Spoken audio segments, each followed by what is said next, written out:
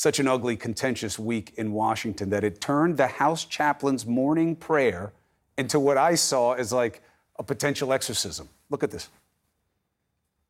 In your most holy name, I now cast out all spirits of darkness from this chamber, spirits not from you. May your spirit of wisdom and patience descend upon all, so that any spirit of darkness might have no place in our midst.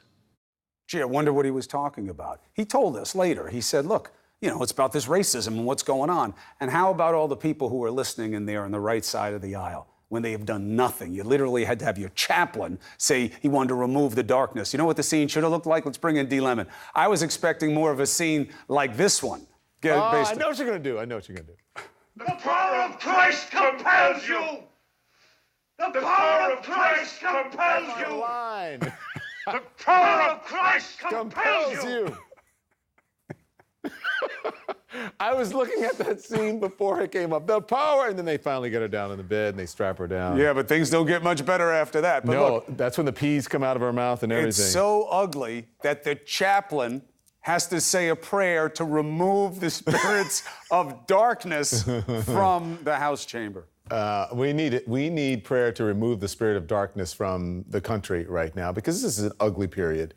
And this has nothing to do with supporting or not supporting the president. What the president did was awful. What he said was awful.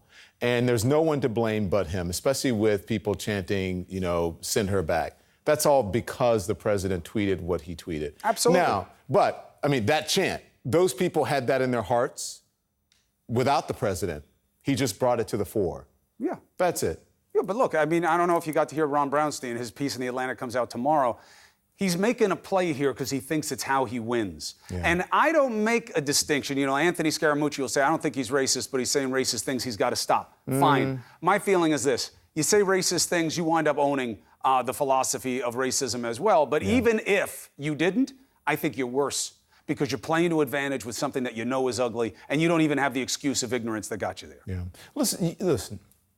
You can say things that are racist sometimes and not be racist. And you can be ignorant of them. You can say things that are homophobic sometimes. Doesn't mean that the whole of you is racist, the whole. But if you say it often enough, I think it defines you. So we have to stop saying, oh, I don't know what's in his heart. I don't know what's in your heart, Chris. I know the kind of person you are. I know what your actions are. I know what your words are.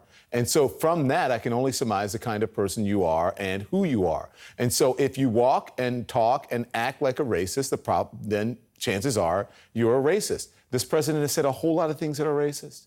He's done a whole lot of things that are racist. And then he pretends he didn't say it. He pretended that he tried to stop the people from saying what they said in that crowd yesterday or the day before, or the night before. The latest layer on the lasagna of lies.